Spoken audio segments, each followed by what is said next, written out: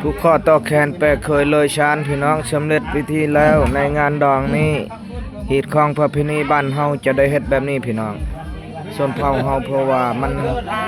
ต้องมีชิกแปะชิกเคยเป็นการตอบแทนบุญคุณลูกหลานที่เพิ่นได้สละเวลาเพื่อมาเฮ็ดอยู่โคกินในงานดองอันนี้เป็นถือว่าสำเร็จ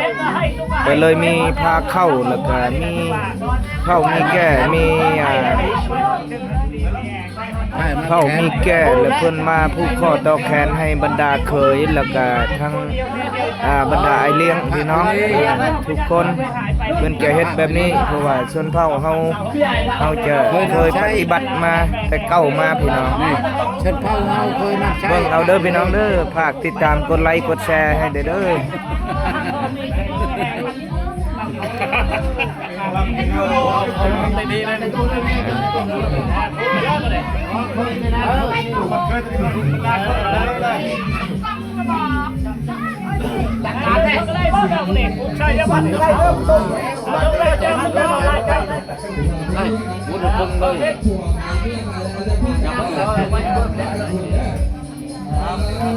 เอานี้ล่ะ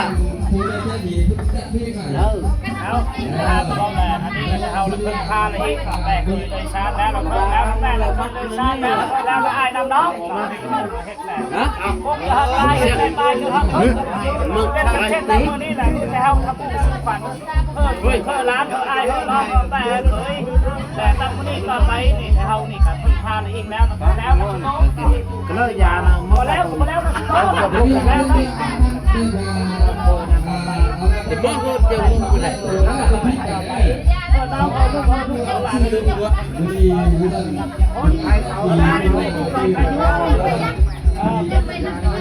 ผมโทรของใครแม่น้องแม่ลูกแม่ลูกแม่หลาน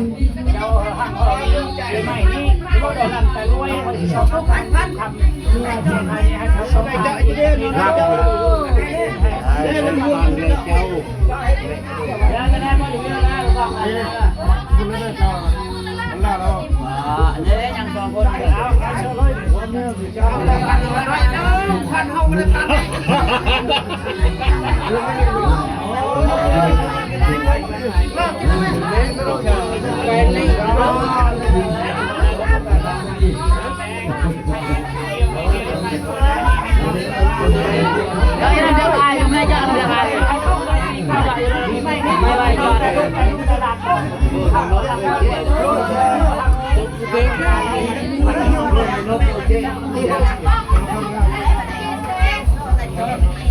bên đây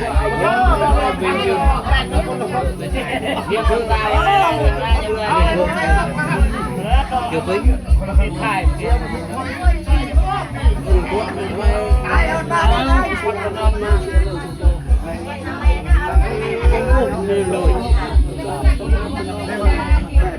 น้ำมันต้นโค้งเนี่ยนะว่าได้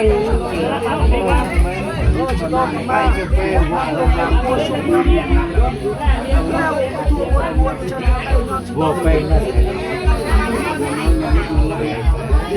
ไม่ยอมจะได้